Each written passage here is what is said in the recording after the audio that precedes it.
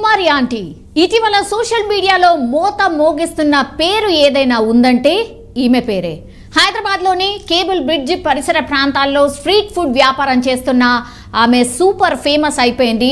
చాలా ఏళ్ల నుంచి ఆమె అక్కడే ఉంటూ వ్యాపారం చేసుకుంటుంది. అండ్ ఆమె చేతి వంటని కూడా అన్నపూర్ణ దేవిగా కూడా వర్ణిస్తూ ఉంటారు చాలామంది. సెలబ్రిటీస్ కూడా చాలామంది విజిట్ చేస్తూ ఉంటారు. ఇది ఎగ్జాక్ట్లీ ఇన్ఆర్బిట్ మాల్ అపోజిట్గా ఉంటుంది ఈమె స్ట్రీట్ స్టాల్. అండ్ అక్కడ చాలానే ఉంటాయి స్టాల్స్. బట్ ఆమె Kumari aunty first stall Kumari ఆంటీదే. అండ్ అక్కడ ఉన్నటువంటి రష్ ఇంకెక్కడా ఉండదు. ఆమె దగ్గర non veg and veg items కూడా దొరుకుతాయి. కానీ ఎగ్జాక్ట్లీ 12:30కి ఆ ప్రాంతంలో ఆమె ఫుడ్ తీసుకొని వస్తుంది.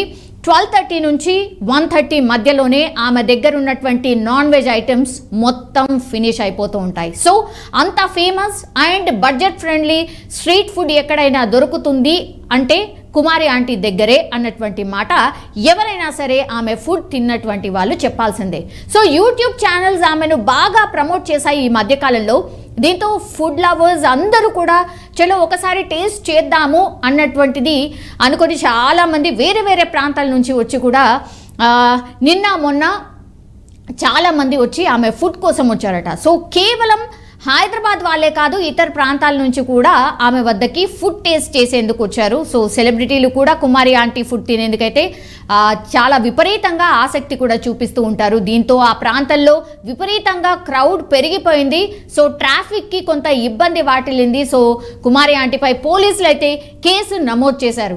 తాజాగా ట్రాఫిక్ పోలీసులు ఆమె స్టాల్ దగ్గర విపరీతంగా ట్రాఫిక్ పెరిగిపోవడం అండ్ అంతరాయం కలిగించడం, చాలా మటుకి ట్రాఫిక్ ఎక్కడంటే అక్కడ ఆగిపోవడంతో ఇంకా లాభం లేదని రోడ్డుపై భోజనం అమ్మడానికి వీల్లేదని తేల్చి చెప్పేశారు కుమారి ఆంటీకి. మరో ప్రాంతానికి మీ ఫుడ్ స్టాల్ని మార్చేసేయాలని కూడా డిసైడ్ చేశారు. దీంతో ఆమె తన పొట్ట కొడుతున్నారని వాపోయింది. పాపం ఏడ్చిన సిచ్యువేషన్ కూడా ఉండింది. సో తనకు న్యాయం చేయాలని కూడా విజ్ఞప్తి చేసింది.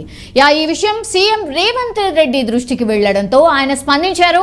ఆమె అదే ప్రాంతంలో ఫుడ్ స్టాల్ పెట్టుకునేందుకు అనుమతులు జారీ చేయాలని కూడా పోలీసులకైతే సూచించారు. యథావిధిగా అదే ప్లేస్లోనే ఉండి వ్యాపారం చేసుకోవచ్చని ఆమెకైతే పర్మిషన్ కూడా ఇచ్చేశారు. ప్రజల పాలనలో ప్రభుత్వం వ్యాపారస్తులతో ఉంటుంది అన్నటువంటి మాట కూడా చెప్పారు. అండ్ కాంగ్రెస్ ప్రభుత్వం పేదల పక్షాన ఉంటుంది. త్వరలోనే నేను కూడా వచ్చి కుమారి ఆంటీ ఫుడ్ స్టాల్కి వెళ్ళి ఫుడ్ ఆస్వాదించే అవకాశం ఉందంటూ కూడా ఆయన ట్వీట్ చేసిన పరిస్థితి కనిపిస్తోంది. ఇది ఒక గుడ్ డిసిషనే అనుకోవచ్చు. ఎందుకంటే నేను ఇంతకుముందు చెప్పినట్టుగా చాలామంది ఫుడ్ లవర్స్, ఫుడ్ వ్లాగర్స్ ఆమె దగ్గరికి వెళ్ళి చాలా టైమ్స్ ఆమె ఫుడ్ ఎలా ఉంటుంది అన్నటువంటి మాట చెప్పారు. అండ్ మనకందరికీ తెలుసు సోషల్ ప్లాట్ఫామ్లో ఏదైనా ఫుడ్ ఎక్కడైనా బాగుంది అని అంటే చాలామంది ఇతర ప్రాంతాల నుంచి వచ్చి కూడా టేస్ట్ చేస్తూ ఉంటారు. కుమారి ఆంటీ కూడా అలాగే ఫేమస్ అయింది.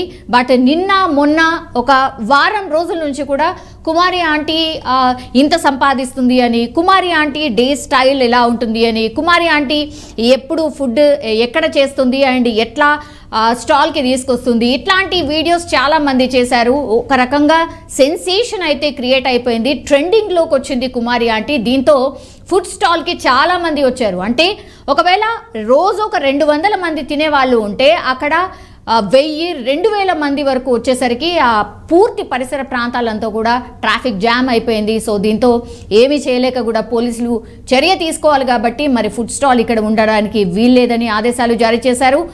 వెంటనే ఈ న్యూస్ తెలిసినటువంటి సీఎం రేవంత్ రెడ్డి గారు